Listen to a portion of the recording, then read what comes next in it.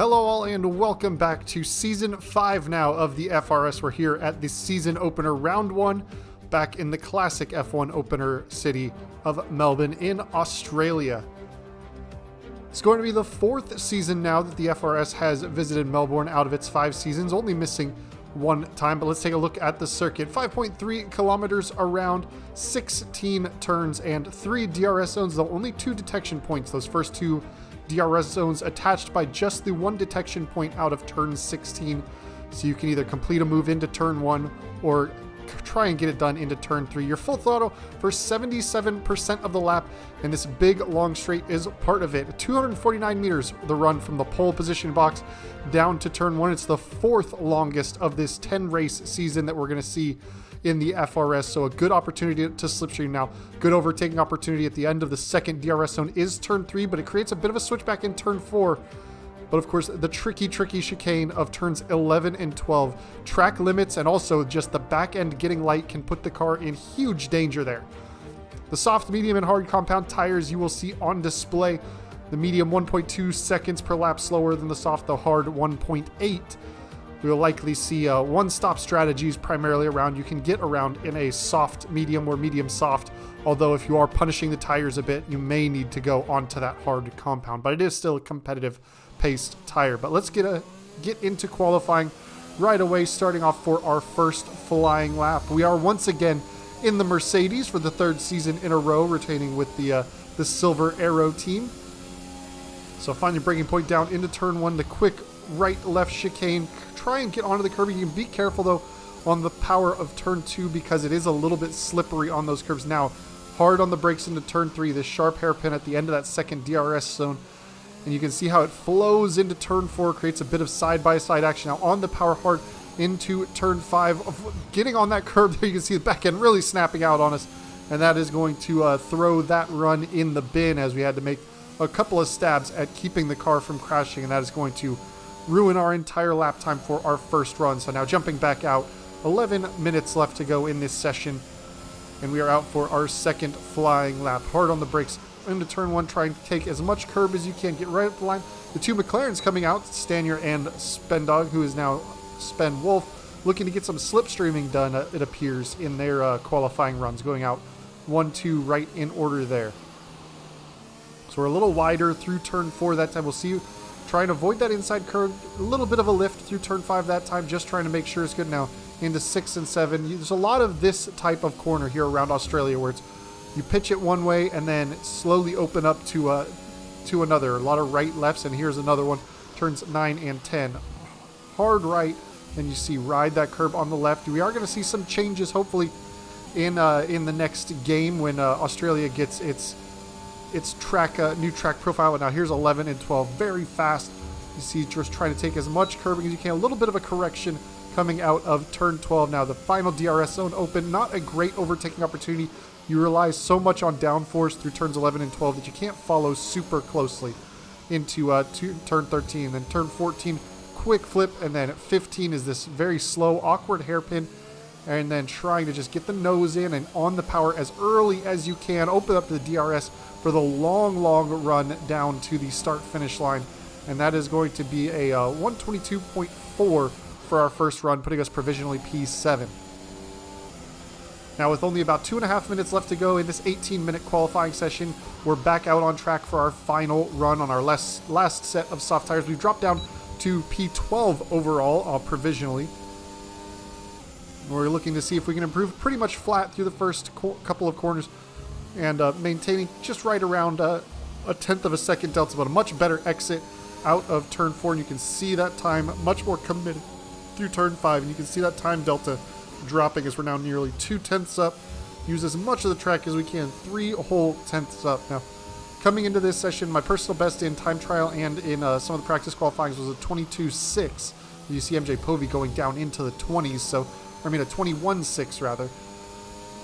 So we are looking to ideally get into the 21s there or thereabouts. We set what appears to be a purple second sector. I know there's a bug with the F1 games where you sometimes show as a purple second sector even if you're not the quickest overall, but we have improved by nearly a half a second already. So looking to be into the 21s, a better run through turn 13 there, riding around 6/10, and we went a little deep on our last run through the hairpin here, so we do have an opportunity if we can get a really good exit off of turn 16. You can see that delta dropping 7/10 of an improvement, 7/10 and change as we come up to the line. We're going to cross the line on a 21.690, so going within a tenth of a second of a personal best is massive. Usually in qualifying sessions, I'm looking to go 3 to 4 tenths to the personal best. But LC Fighter putting it on pole position by 32 thousandths ahead of defending champion MJ Povey. QX Nemesis looking to renew his fight in P3. New driver of SAR Max is in the Red Bull in P4. Habs fan Nick, our old rival, in 5th. Issa in 6th. Ourself in 7th overall, with ahead of Backwash Boy, Gallymoons, and Spenwolf making up the top 10. Now here we are on the grid. The 5 red lights coming up. As I said in the intro, a long run down into turn 1, so there is some opportunity for some slipstreaming. Getting the power down, a good launch as Backwash and Issa both tucking in. We're going to lift early just to make sure and see if Issa is going to make a dive up the inside, be gentle on the turn in. Backwash Boy is a very aggressive driver, so we have to be kind of keeping an eye on the mirrors for these first couple of corners. It's all right if this front group kind of gets away from us, because they will battle a bit and it'll allow us to close as there's contact between Backwash as we're trying leaving him as much space as we can on the outside of that turn, and he just keeps trying to come onto our line, even though it's not the ideal racing line, but he eventually backs out of it, and now we can set our sights ahead on Habs fan Nick. We've gained a position already at the start. 16 drivers on the grid to start this week. In the season opener, we'll look to typically have between 16 and 18 on the grid. One thing that has changed in the FRS this season is nobody's really being assigned to the Haas team anymore. It will be utilized for reserve drivers to pop in and new drivers, so it won't be taken a part of the overall teams championship that is the point scoring for all the divisions. Now getting to the tail end of lap 1, you have Max and Nemesis battling side by side. That's going to allow us to close right up to the back of Habs fan Nick here, and we've got Backwash all over the back of us, so we're going to lift it, brake, but we're just not quick enough on the brakes, and Nick is sideways. We try to lift out in order to try and help him get turned around, but we get tapped in the back by Backwash, and it just creates a huge traffic jam, and that one was all on me, for sure. That incident, I misjudged his speed on the apex, and it was on me making the contact. Backwash trying to go around the outside as he pinches us right against the apex there. Like I said, aggressive driver. I knew I had to just kind of try and leave him as much space as I could. I defended to the inside, but I wasn't going to press the attack on him. As he is aggressive and is also he is prone to mistakes from time to time. But Voki moving up into 7th place on the medium tires. His Backwash getting loose, into the wall, but we managed to sneak through as he makes solid contact with the wall. And I was thinking it as I was driving in the race. You know, the same things I was saying there is let him through. He's aggressive, but he's prone to mistakes, and there he goes right into the barrier right in front of us. So he's got wing damage. Voki might have wing damage from getting into the back of us in that incident with Nick, which we will, I will say, likely see a penalty for. I think I would be deserving of a 5-second penalty in that one. And so that was weighing on my mind throughout, as you see in the rearview mirror, Voki making a mistake through turns 11 and 12, that treacherous section. He is into the wall quite hard. So the opening race of the season, I really wasn't looking for much. I was trying to just stay out of trouble as much as I could. Obviously, I failed to do that in lap 1, but otherwise not going full attack in actual wheel-to-wheel battles.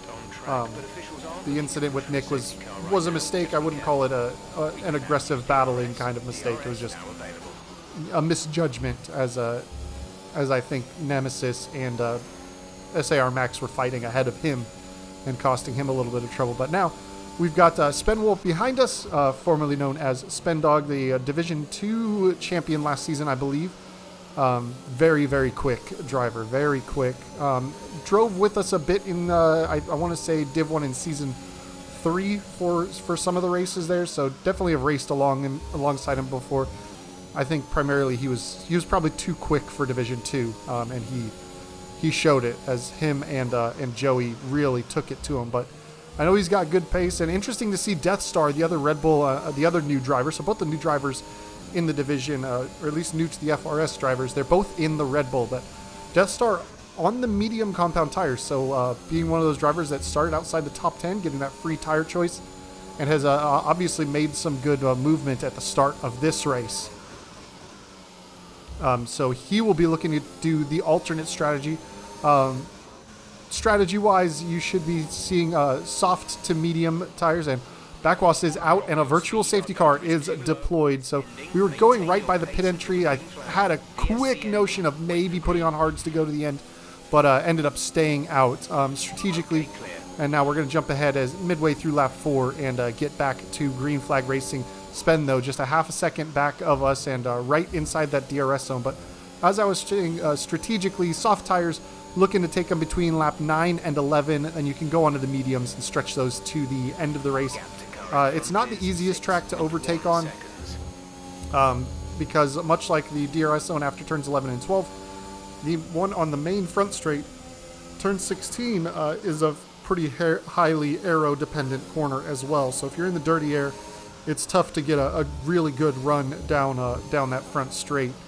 So we'll just kind of, as you can see, just how much Spen is able to close up to us on the brakes, but now you can see just how much better I can get off the corner from him. He does have that DRS help. We are going to move just to break slipstream a little bit, use some of that electrical overtake mode, but we managed to keep him behind, and this is where that second dose of DRS can help in on this next one. If you're able to get the job done into turn 1, you maintain the DRS down this second straight, so you can kind of run away a little bit down that first straight as Spen is all over the back of us, and at this point showing some very good pace up behind. Now for Death Star, we should expect him on the medium tires to probably go to lap 18 or so. At the tail end of the race when the car is lighter, you should be able to go onto the softs for about 12 laps and get to the end there. Of course, that's barring any kind of safety cars throwing a wrench in the strategy, which is it's not uncommon. It's a thing that you can kind of bank on, especially last season, Div 1, there was a lot of races where safety cars came out quite frequently, and as you can see in the bottom right of my screen next to the fuel mix, you can see we're under fueled by about 0.1 of a lap right now. But of course, this is a fuel negative track, for lack of a better term, where if you just drive and push, you're actually going to burn more fuel than the game thinks you should. So you'll see that number creep up if you're not doing any fuel saving. So ideally, you would probably start this race with plus 0.3 of a lap to 0.5 of a lap. I started it with minus 0.1. So jumping ahead now, lap 8 of 29. MJ Povey, LC Fighter, and Nemesis are just in a class of their own. 7 seconds clear of the field, and here comes Spen all over the gearbox. We're just going to take the racing line, and he's been quicker than us, and we're coming up on the pit window, so we're just going to kind of let him go through. Not like I said at the start of the race, I wasn't trying to take any risks in battle. I was just going to try and drive my race. Points was kind of the goal for this race, and we're running in P5 at the moment, so that's a solid haul of points if we can just hang on there. So I wasn't going to put anything too much on the line, was just going to drive, and if Spen picks up penalties or makes a mistake, then surely we'll go ahead and try and jump past him again. But otherwise, he's got the pace to, I think, stay out in front of us. We are staying within that DRS zone at the moment. As you see, big understeer as the tires are starting to fall off just a little bit. Now at this point, sitting behind him, or not sitting, but rather he's gone through recently, I'm thinking now, typically my strategy was going to go to lap 10 on the softs and make the pit stop, but at this stage with him just in front of us, my thought was to then go for the undercut and pit a lap earlier, get the fresh mediums on, and try and have a banger of an out lap. We're going to go by QX Nemesis, who is the first of that lead pack to come into the pits, and Habs Fan Nick running P6 behind us, only 6 seconds back, so seems to at least at this stage have recovered from that early incident with us and is not too far off. But there you can see me telling Jeff to box this lap. We're still in that DRS tracks of Spen, but the tires are definitely starting to fall off quite a bit. Just telling the team to get ready in case I need to come in case I do come in this lap. I had the thought of boxing opposite of Spen, in which case if he was to come in, I would stay out and go for one more lap, but ultimately I decided to pit this lap regardless of what he did. Now, we don't have to worry today about any teammate holding up our pit stop or taking over the pit box on a lap that we might need it. We have been teamed up with Cryptic F1, who's a very rapid driver, definitely quicker than me, and has shown some race winning potential amongst the quickest. However, not here for this race, and he is a little bit inconsistent, I would say. He can be very quick, but he can also make mistakes. So here we are, tucked up right behind Spendog through the hairpin last time. LC Fighters in the pits. I believe MJ Povey might also be in, and now it's time to come in. A tough pit entry, finding the braking point. It's only a 37-mile-an-hour pit lane, very slow, and you can see Spen picked up a 5-second speeding in the pit lanes penalty, so he did not get it slowed down enough on that one as QX Nemesis is going through. And it looks like, of course, SAR Max staying out, El Gloverino staying out on those mediums as well, and we should see Stanier going right through the McLaren teammate of Spen.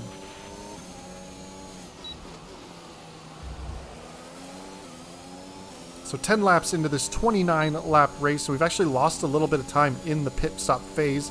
However, that's to be expected because he sped into the pit lane and gained time. He hit the line quicker than us, so it would seem logical that he's gained about a half a second through that. But now he's got about a second and a half to close up to his teammate, who's on some aging soft tires, so it shouldn't take very long to close up to Stanier, and I would expect that Stanier will not do anything to hold up Spen in front, and might be something that we have to deal with to get through, as well as I think Stanier is going to try and see if he can get just the DRS down the main straight. It is pit window time for Stanier, so he may come in at the end of this lap as we pick up our first track limits warning. Now with that 5-second penalty differential on Spen in front of us, we're going to go ahead and push and see if we can just stay close enough. We might be able to pick up a P4 being behind him. You can see on our timing tower, Gali Mooms now on the medium tires is a P12, 12 seconds back of us, but with 3 seconds of penalties. And yes, Stanier is into the pits. So that's going to give Spen a nice dose of DRS down these first 2 straights and allow him to kind of start to pull away from us a little bit more. We stayed in that 1.3 range. But we do make a mistake on the braking zone into turn 1. We've gone a little bit too slow. We didn't carry the speed, and you can see that's cost us about 0.2 already. And he's going to just continue to gain some time. But jumping ahead now, lap 14 of 29. Spen is about 3 seconds out ahead of us, and we are closing up on El Gloverino, one of those medium tire starters who's staying out a long time, teammate of Habs fan Nick. That Ferrari team pairing is the same as it was last season, catching a little bit of oversteer coming through the exit of turn 13, and now we should be closing right up into DRS range of him. He's about 0.7 ahead, so we aren't going to be quite close enough to attack down into turn 1, but now you'll see you can just utilize that second boost of DRS down into turn 3 after turn 1. So on the brakes, turn it in, get a good exit. He's got less grip than us. Opening the DRS, overtake on in the slipstream. We're going to move to the inside. He's not fighting it too much. He's going straight to the racing line, leaving the door open on the inside. We leave space for him on the exit, although he is not even there. We get the move completely done. And Spen is 3.4 seconds out ahead of us, still with that 5-second penalty. LC Fighter 11.4 seconds ahead of us now, so that lead pack is just breaking away from everyone else. Death Star on the soft tires, you can see already in P7, and he went onto those on lap 14. Now, typically you would only want to do about 12 laps or so on those soft tires, so I'm just kind of watching his time as on lap 17 we pick up the third track limits warning, and now we have a 3-second time penalty, and with Spen 3.8 seconds out ahead of us, we were kind of fighting to stay in touching distance of him, but now with El Gloverino still to pit, Death Star on a set of softs that there's just no way they're going to make to the end of the race, or at least make it with any pace to catch us. We're taking a look at our fuel mix. We're down, we're short almost 0.2 of a lap now. So we are, with only 12 laps left to go in this one, we are starting to switch to fuel save mode. You can see a big lift and coast down into turn 13, and then you can see lifting for 14, just kind of rolling the car in. And that's the way you're going to save fuel around the track here, is lift early, let your aerodynamics do some of the slowing down for you, and then get on the brakes into a corner. And that's going to cost you some lap time, of course. But at this stage, we're really not worried. We know we're not going to stay within 2 seconds of Spen at this point. Nor we're just not even going to be able to close up the gap. He's got the pace advantage on us. And at least the 2 cars we can see behind us on the timing screen, so at least the closest car really that would be fighting with us would be more than 8 seconds behind. So we are going to choose to ignore that. So jumping ahead now, lap 21 of 29, and Death Star is indeed, I think, still out on there, and he's now coming into the pits. So we still have that 3-second time penalty. You can see now Cameron Slater in the Alfa Romeo on the hard tire, 22.8 seconds back. So at this stage of the race, I was weighing my options. I was considering going for trying to get a free pit stop, getting on a set of soft tires and going for another fast lap. But with Cameron Slater 22.6 seconds back, and El Gloverino 24 seconds back and on soft tires and closing, it just wasn't really worth the risk of doing so. And I also considered, at this point, I was pretty much assuming that at least 5 seconds more would be added to my penalty time because of the incident with Nick on lap 1.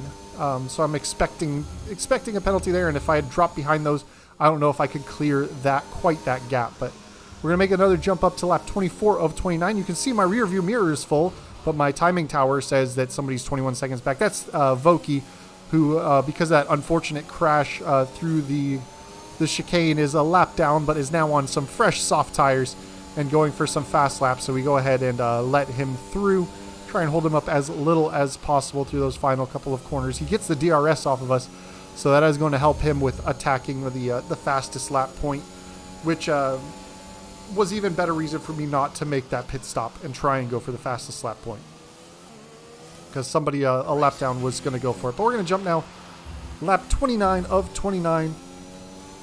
A fairly lonely race. You can see Spen 13 seconds out ahead, has picked up a track limits penalty, so does have 8 seconds of penalties, but I was never going to stay with him. We are riding on 2 warnings plus our 3 seconds of track limits, and we're keeping an eye on Death Star closing gradually on us on those soft tires. You can see 22 seconds down to 16, and I'm expecting to have another 5 seconds of penalty. So as long as I keep him more than 5 seconds out on this last lap, then we shouldn't, even in the post-race, lose a position on that. Nemesis crosses the checkered flag first, but it is actually going to be MJ Povey who takes the first win of the season on those on the penalties. I don't know off the top of my head how many penalties Nemesis had. And speaking of penalties, there is another track limits penalty for us. So we're up to 6 seconds now, plus the 5 potential for the incident. Now makes that magic number to Death Star 11, but he also has 3 seconds of his own. So we are coming through the last couple of corners, and we aren't going to lose 4 seconds worth of time in 2 corners. So we are just easing it through. It's easy to lose the back end out of turn 16, getting the throttle down if you're pushing, but we're going to play it safe and come across the start-finish line and grab a top 5 finish in the season opener. So a good qualifying performance. P7 on the grid, really hooked up a good lap, and then managed to meander our way around to a top 5 finish. So my goals for myself for this season, considering the strength of the pace, it looks like LC, Nemesis, and Povey are going to take the lion's share of the podiums that are available. I'm hoping to sneak onto one, but ideally I'm going to try and see if I can get between top 5 to 8 of the championship. But the current classifications, pending any stewards' inquiries, MJ Povey takes the first win and the championship lead. QX Nemesis in second, LC Fighter in third, Spen Wolf in fourth, ourselves in fifth, El Gloverino comes home a solid sixth, Death Star in seventh, Habs fan Nick in P8. And then Voki took that fastest lap point, although since he finished outside the top 10, just means nobody inside the top 10 will be getting that point. But we are headed off to Silverstone next week, where we had a podium last season. We'll see if we can have that same kind of good pace for ourselves once again. But thank you all for joining me And I hope you guys are going to enjoy season 5. Y'all take it easy. Peace.